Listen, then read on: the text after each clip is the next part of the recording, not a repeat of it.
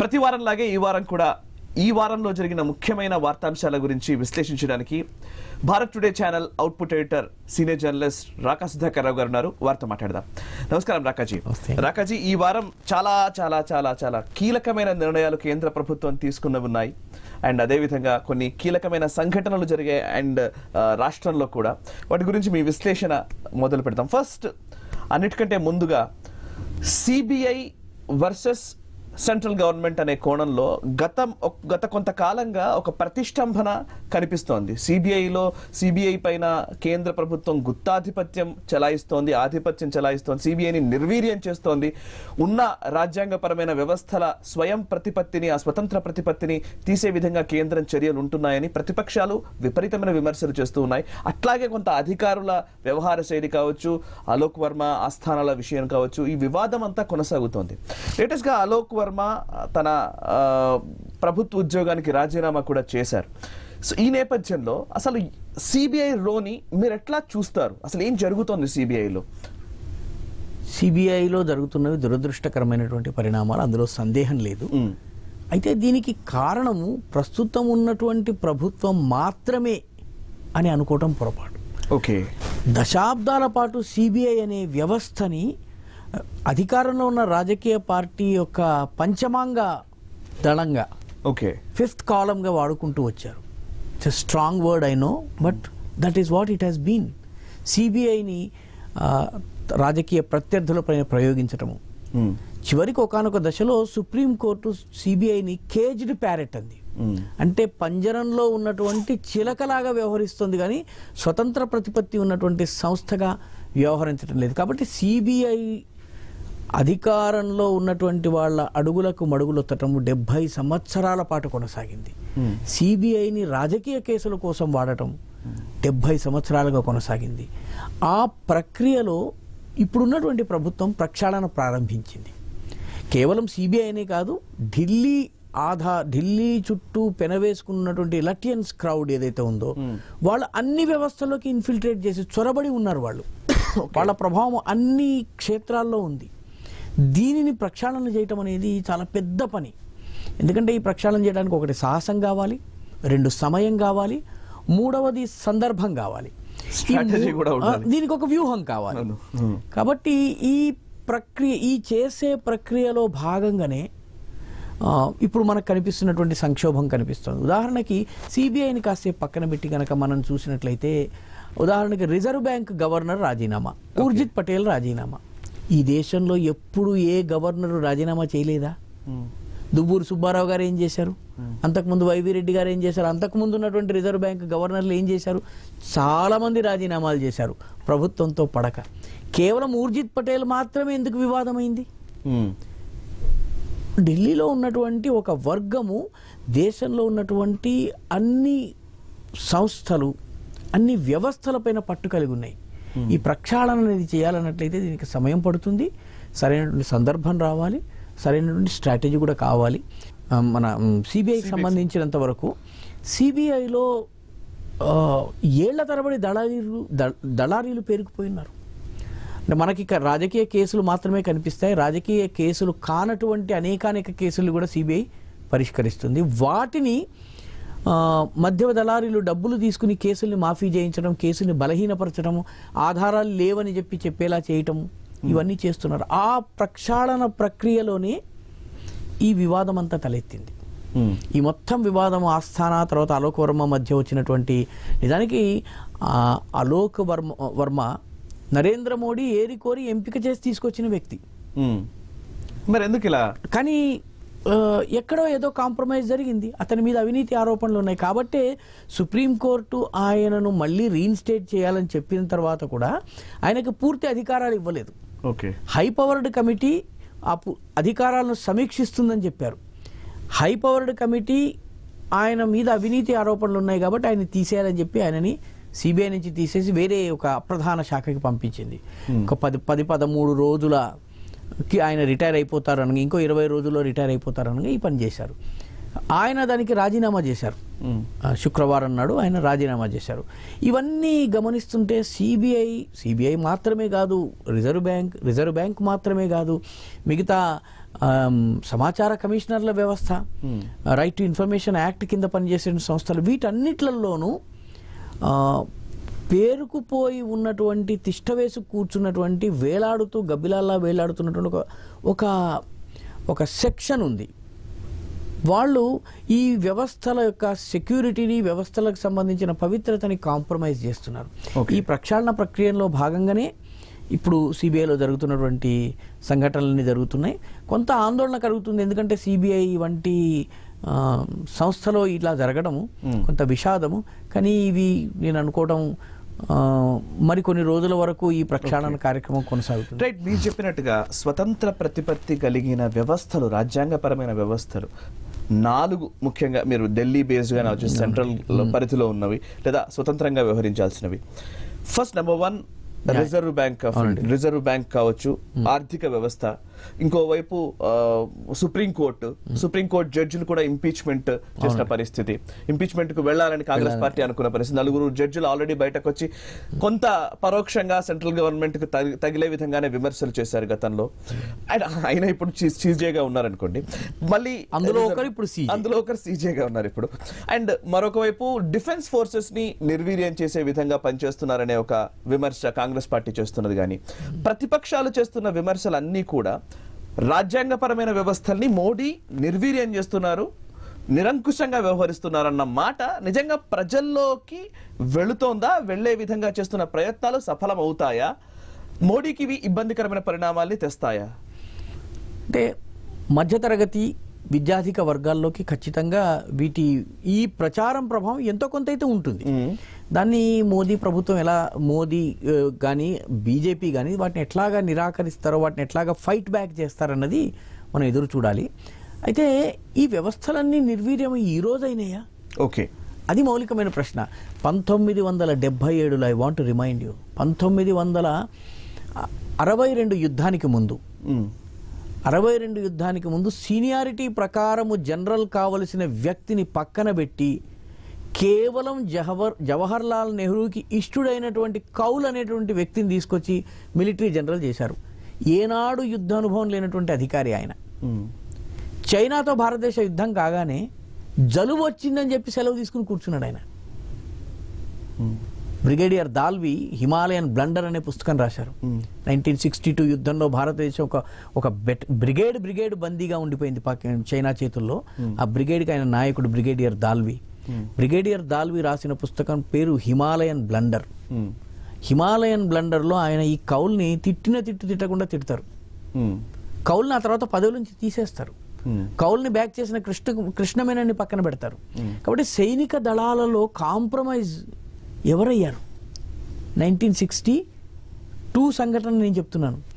ఆ తర్వాత 1977లో ఎమర్జెన్సీలో కాంగ్రెస్ పార్టీ ఓడిపోయిన తర్వాత ఓడిపోయిన ప్రధానమంత్రి సైన్యాన్ని అధికారం హస్తగతం చేసుకోండి అని చెప్పి అడిగారని చెప్పి వార్తలు ఉన్నాయి. అడిగారని చెప్పేసి ఆరోపణలు ఉన్నాయి. సైన్యం దీనిలో ఈ రొంపిలోకి మేము రాము, మేము పాకిస్తాన్ కాదు, పాకిస్తాన్లో లాగా సైనిక పరిపాలనలు ఈ దేశంలో నడవవు అని సైన్యం వెనకడుగు వేసిన కారణంగానే ఆ రోజు జనతా పార్టీ ప్రభుత్వం వచ్చిందన్నటువంటి కథనాలు ఉన్నాయి. కాబట్టి సైన్యాన్ని ఎవరు వీకెన్ చేశారు? సైన్యంలో బొఫోర్స్ కేసులు ఎవరు తీసుకొచ్చారు? బొఫోర్స్ వంటి సంఘటనలు ఎవరు చేశారు? మొత్తము ఆయుధాల కొనుగోలుని ఒక పెద్ద స్కామ్గా మార్చింది ఎవరు? వీటి గురించి కూడా మనం చర్చించాల్సిన అవసరం ఉంది. సిబిఐని ఎవరు నిర్వీర్యం చేశారు? కాంగ్రెస్ బ్యూరో ఆఫ్ ఇన్వెస్టిగేషన్ అని అనేక పార్టీలు చెప్పారు. కాంగ్రెస్ బ్యూరో ఆఫ్ ఇన్వెస్టిగేషన్ అన్నటువంటి వాళ్ళు ఈ రోజు కాంగ్రెస్ తో చేతులు కలిపారు. అదొక విషాదం ఈ దేశంలో. మీకు ఇంకా ఆశ్చర్యకరమైనటువంటి విషయం ఏంటంటే సుప్రీంకోర్టు జడ్జిగా ఎవరు ఉండాలి? అది కేంద్ర ప్రభుత్వం నిర్ణయించి జూనియర్ అధికారిని తీసుకొచ్చి పెట్టి సుప్రీంకోర్టులో ఇందిరాగాంధీ ఎన్నిక చెల్లదు అన్నటువంటి అలహాబాద్ హైకోర్టు తీర్పుని కొట్టివేయించారు. జస్టిస్ రే ఆయన పేరు. ఆయన చాలా జూనియర్ అధికారి అయినా కూడా తీసుకొచ్చి, జూనియర్ జడ్జి అయినా కూడా తీసుకొచ్చి పెట్టారు. ఎవరు చేశారు ఇవన్నీ? ఓకే, ఆ రోజుల్లో సుప్రీంకోర్టులో హెచ్ఆర్ ఖన్నా అనే వెన్నెముక ఉన్నటువంటి ఒక జడ్జి ఉండడం కారణంగా ఎమర్జెన్సీలో అరెస్ట్ అయినటువంటి వాళ్ళ యొక్క హక్కులను పరిరక్షించేందుకు రాజకీయ ఖైదీల హక్కుల పరిరక్షణ కోసం ఆయన తీర్పునిచ్చారు ఓకే హెచ్ఆర్ ఖన్నా. లేకపోతే ఈ వ్యవస్థలను ఎవరు నిర్వీర్యం చేశారు? కాబట్టి ఇవన్నీ కూడా చర్చ జరగాల్సి ఉంది. ఈ రోజున వ్యవస్థల్ని ఎంత నిర్వీర్యం చేశారంటే వాటి ప్రక్షాళన, వాటి క్లీనప్ ప్రాసెస్ చాలా కష్టతరమైపోయింది, కష్టసాధ్యమైపోయింది. దానికోసం చాలా ఇబ్బందులు పడాల్సి వస్తుంది. రాజకీయంగా ఈ విద్యాధిక వర్గం మీద కొంత ప్రభావం ఉంటుంది, కానీ భారతీయ జనతా పార్టీ కానివ్వండి, నరేంద్ర మోదీ కానివ్వండి, తమ వాదనను ప్రజల ముందుకు ఏ రకంగా తీసుకెళ్తారని మనం చూడాలి. రైట్ సార్, ఒక చిన్న బ్రేక్ తీసుకుందాం. బ్రేక్ తర్వాత ఈ వారంలోనే ముఖ్యమైన 2 బిల్లులకు సంబంధించి లోక్సభ ఆమోద ముద్ర వేసింది. ఒక బిల్లు రాజ్యసభలో ఆమోద ముద్ర పొందాల్సి ఉంది. ఒకటి ఈబీసీ రిజర్వేషన్ బిల్లు, మరొకటి పౌరసత్వ సవరణలకు సంబంధించిన బిల్లు. దానికి సంబంధించిన డీటెయిల్స్లోకి వెళ్దాం అండ్ విశ్లేషణలోకి వెళ్దాం ఒక చిన్న బ్రేక్ తర్వాత. చూస్తూనే ఉండండి భారత్ టుడే.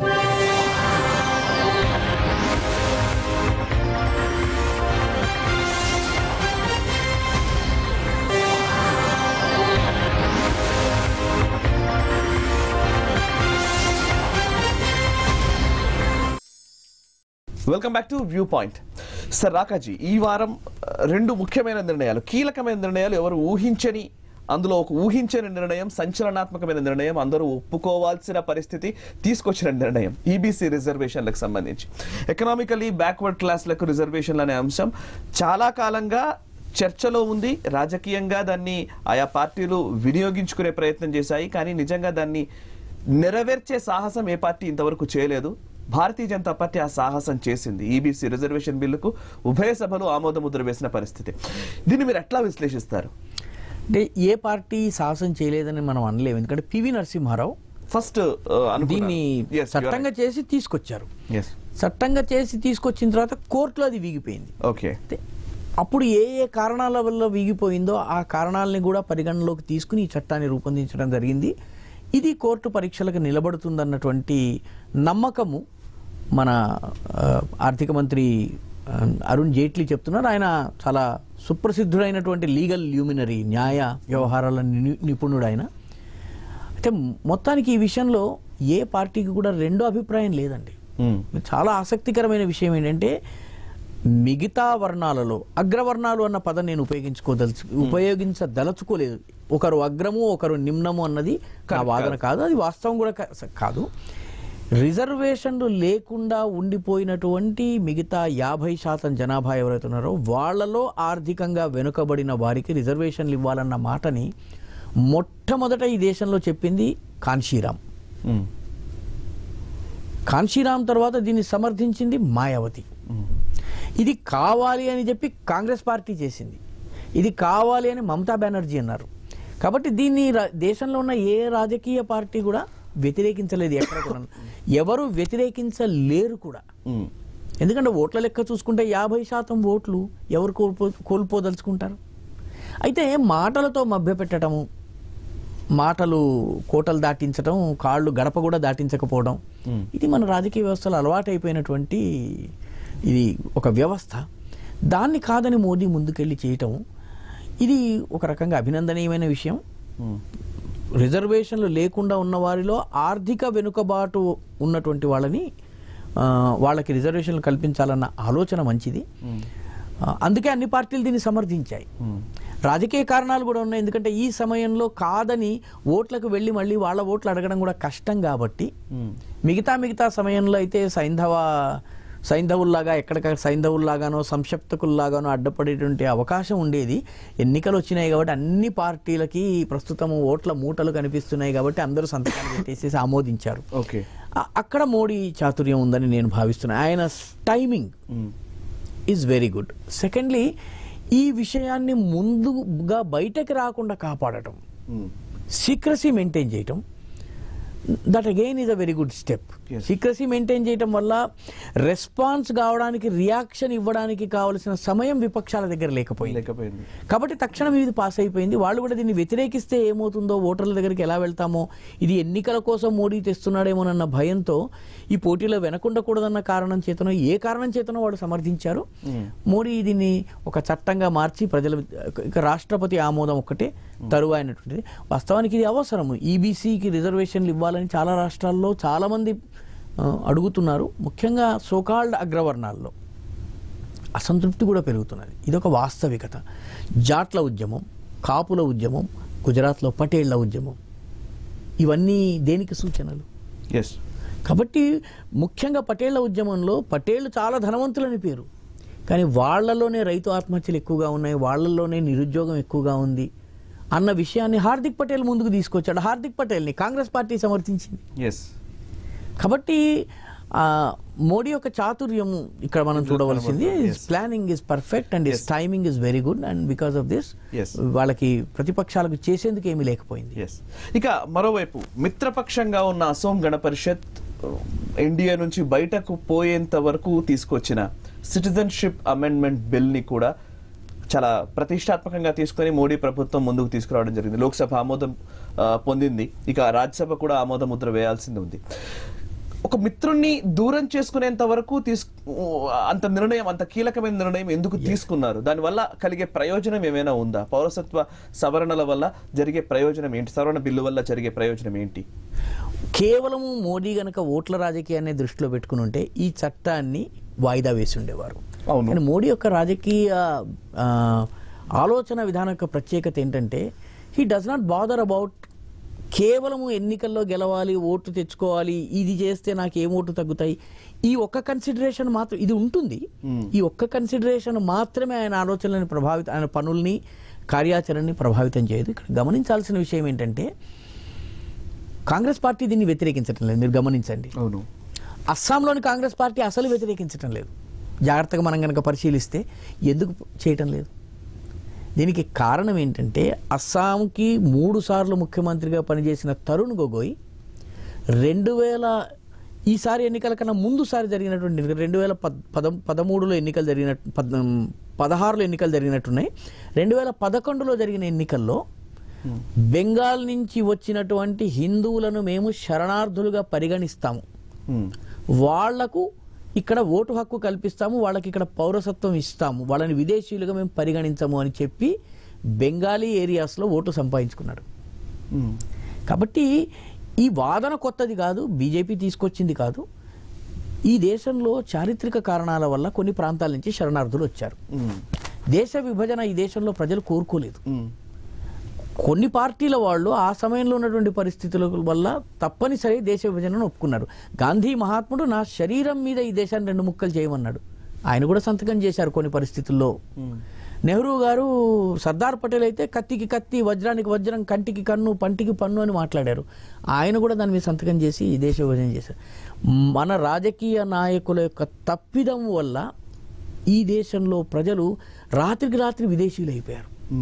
ప్రజల ప్రమేయం లేకుండా, ప్రజల ఇష్టాలతో ప్రమేయం లేకుండా వీటిని కొందరు నాయకులు, బ్రిటిష్ ప్రభుత్వం వేరు చేసిన సమయంలో అక్కడి ప్రజలకు భద్రత కల్పించి అక్కడ ఉన్నటువంటి మైనారిటీలకు, అంటే హిందువులకు, సిక్కులకు, బౌద్ధులకు, పార్సీలకు, జైన్లకు, క్రిస్టియన్లకు భద్రత కల్పించే బాధ్యతను భారత ప్రభుత్వం తన తల మీదకి తీసుకున్నది.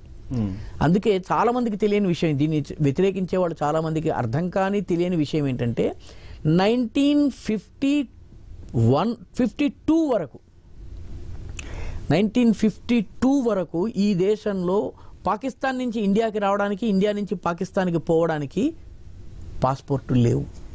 అక్కడి ప్రజలు స్వేచ్ఛగా ఇటు రావచ్చు, ఇక్కడ ప్రజలు కావాలనుకుంటే పాకిస్తాన్కి వెళ్ళిపోవచ్చు. ఎందుకంటే ఈ దేశ విభజన చాలా అస్వాభావికంగా జరిగింది. లాహోర్ హిందూ మెజారిటీ టౌన్, మీకు కరాచీ హిందూ మెజారిటీ టౌన్, మీకు Chittagong 90% Hindu majority town. August 18 వరకు చిట్టగాంగ్లో త్రివర్ణ పతాకం ఎగిరింది. సర్దార్ పటేల్కి వాళ్ళు టెలిగ్రాములు పంపారు, నెహ్రూకి టెలిగ్రాములు పంపారు, మమ్మల్ని భారత్లో కలుపుకోండి, మేమందరం ఇక్కడ ఉన్నటువంటి వాళ్ళందరం కూడా హిందువులమని. కానీ మన ప్రభుత్వం పట్టించుకోలేదు. 18th తర్వాత పాకిస్తానీ ఆర్మీ వెళ్ళి భారత పతాకాన్ని దింపి పాకిస్తాన్ పతాకాన్ని ఎగరేసింది. This is a fact of history. కాబట్టి ఆ ప్రజలకు భద్రత కల్పిస్తాము, వారి బాగోగులు చూస్తాము, వారు భారతదేశానికి వస్తే వాళ్ళని మేము మా పౌరులుగా గుర్తిస్తామని 1952లో నెహ్రూ లియాఖత్ అలీ ఒప్పందంలో ఉన్నది ఇది. వాస్తవానికి ఈ విషయంలో మనం అంగీకరించాల్సింది ఏంటంటే మన దేశం నుంచి వెళ్ళిపోయిన వాడు, మన దగ్గరికి మళ్ళీ రావాలి. మీకు తెలుసునో లేదో, కాశ్మీర్కి సంబంధించి కాశ్మీర్ నుంచి దేశ విభజన సమయంలో పాకిస్తాన్కి వెళ్ళిపోయిన వాళ్ళు మళ్ళీ గనక కాశ్మీర్కి తిరిగి వస్తే వాళ్ళకి వాళ్ళ ఆస్తుల్ని తిరిగి ఇవ్వడమే కాకుండా దాని మీద ఉన్నటువంటి ఆ భూమిలో ఉన్నటువంటి వాడిని తరిమేయాలని కాశ్మీర్ రీసెటిల్మెంట్ బిల్ ఉంది. కాబట్టి అవన్నీ సరే, ఇది మాత్రం తప్పెలా అవుతుంది? ఎస్. ఒక చిన్న బ్రేక్ తీసుకుందాం సార్. చిన్న బ్రేక్ తీసుకొని ఈవెన్ రాష్ట్ర రాజకీయాల్లో ఒక కీలకమైన సందర్భం మొన్న చూసాము. వైఎస్ జగన్మోహన్ రెడ్డి పాదయాత్ర 345 రోజులు జరిగింది. 3468 కిలోమీటర్లు పాదయాత్ర చేసిన జగన్మోహన్ రెడ్డి పాదయాత్రకు ముగింపు పలికారు. ఇక కొత్తగా పంథాలో మళ్ళీ ప్రజల్లో మమేకమవుతూ ఇంకా ఒక కార్యాచరణను కూడా రూపొందించుకొని వెళుతూ ఉన్నారు. ఆంధ్రప్రదేశ్ రాజకీయాల్లో జగన్ పాదయాత్రకు సంబంధించిన ప్రాధాన్యత గురించి కూడా విశ్లేషించే ప్రయత్నం చేద్దాం. ఒక చిన్న బ్రేక్ తర్వాత చూస్తూనే ఉండండి భారత్ టుడే.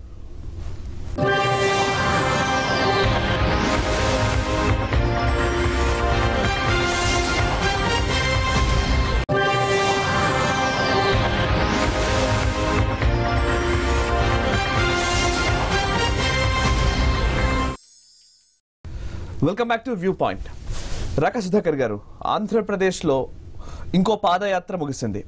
అంటే మొదటి నుంచి కూడా పాదయాత్రల శకం నడుస్తున్నట్టుగా కనబడుతుంది. రాజశేఖర్ రెడ్డి, ఆ తర్వాత చంద్రబాబు నాయుడు పాదయాత్ర చేశారు, ఆ తర్వాత అనేక మంది ఈవెన్ జగన్ పాదయాత్ర స్టార్ట్ చేశారు, అటు షర్మిల పాదయాత్ర చేశారు, కొంతవరకు విజయలక్ష్మి కూడా కొంత యాత్ర చేసిన పరిస్థితి. పాదయాత్రలు ప్రభుత్వాన్ని ఏర్పాటు చేయడానికి అవకాశం కల్పిస్తాయా అనే ఒక ప్రశ్నకి మీరు ఎట్లా విశ్లేషిస్తారు? పాదయాత్రలు ప్రభుత్వం దాకా తీసుకెళ్లగలిగితే కిషన్ రెడ్డి చేసినటువంటి తెలంగాణ పాదయాత్ర కానీ, తమ్మినేని వీరభద్రం చేసిన లాల్ నీల్ పాదయాత్ర కానీ అవి కూడా ప్రభుత్వానికి తీసుకెళ్లి ఉండాల్సి. పాదయాత్రతో పాటు స్ట్రాంగ్ లీడర్షిప్, ఆ లీడర్షిప్కి స్ట్రాంగ్ సపోర్ట్ బేస్, వాళ్ళు రేజ్ చేస్తున్నటువంటి ఇష్యూస్, ఆ రాష్ట్రంలో అధికారంలో ఉన్న పార్టీ యొక్క పర్ఫార్మెన్స్, దాని పట్ల ప్రజల అసంతృప్తి, ఇన్ని ఫ్యాక్టర్స్ కలిస్తే కానీ పాదయాత్ర సక్సెస్ఫుల్ కాదు. ఒక పాదయాత్ర సక్సెస్ఫుల్ కావాలంటే అతన్ని ఆల్టర్నేటివ్ లీడర్గా చూడాలన్నట్లయితే, ప్రత్యామ్నాయ నాయకుడిగా చూడాలన్నట్లయితే డెఫినెట్గా ఈ ఫ్యాక్టర్స్ అన్ని రావాలి. అక్కడ ఉన్నటువంటి ప్రభుత్వం పట్ల అసంతృప్తి ఉండాలి. ప్రజల్లో గూడు కట్టుకున్న అసంతృప్తికి ఇతను గళాన్ని ఇస్తున్నాడు. వైఎస్ రాజశేఖర్ రెడ్డి ప్రజాప్రస్థానం తీసుకున్నప్పుడు కూడా చంద్రబాబు ప్రభుత్వం పట్ల తీవ్రమైన అసంతృప్తి ఉంది. ఆ అసంతృప్తిని ఈయన క్యాష్ చేసుకోగలిగారు. అదేవిధంగా మన చంద్రబాబు యాత్ర తీసుకున్న సమయంలో వైఎస్ రాజశేఖర రెడ్డి పట్ల పెద్ద వ్యతిరేకత లేదు, కాబట్టి ఆయన అధికారంలోకి రాలేకపోయారు పాదయాత్ర చేసిన తర్వాత కూడా. 2014కి ముందు చేసిన పాదయాత్ర ఎంతో కొంత సఫలమైంది, కానీ అంతకు ముందు చేసినటువంటి యాత్ర విజయం కాలేదు. బీజేపీ కూడా యాత్ర చేసింది, కొంత వాతావరణం నిర్మాణం అయింది, ఫాలో అప్ యాక్షన్ లేదు. కాబట్టి యాత్ర alone will not get you to power. యాత్రతో పాటు ఈ 4 ఫ్యాక్టర్లు ఉండాలి. ఈ 4 ఫ్యాక్టర్లతో పాటు 5వ ఇంపార్టెంట్ ఫ్యాక్టర్ ఏంటంటే ఫాలో అప్ యాక్షన్. దీని తర్వాత ఏం చేయాలి అన్నది జగన్ దగ్గర ఒక కార్యప్రణాళిక ఉండాలి. మైక్రో లెవెల్లో బూత్ మేనేజ్మెంట్ కానివ్వండి, ఓటర్స్ లిస్టుల నుంచి పేర్లు గల్లంతు కాకుండా కాపాడుకోవడం కానివ్వండి, పార్టీ యొక్క విధానాలని ప్రజల దాకా తీసుకెళ్ళటం కానివ్వండి, పార్టీ నాయకుల్లో చిన్న చిన్న అసమ్మతుల్ని నెమ్మదిగా వాటిని పరిష్కరించటం కానీ, ఇవన్నీ చేసినట్టయితే మాత్రమే జగన్కి ఈ పాదయాత్ర వల్ల లాభం కలుగుతుంది. సో రాబోయే నెలన్నరలో జగన్ యొక్క ప్రధానమైనటువంటి కర్తవ్యం micro management of the constituencies, mega management or the major mega management of the party.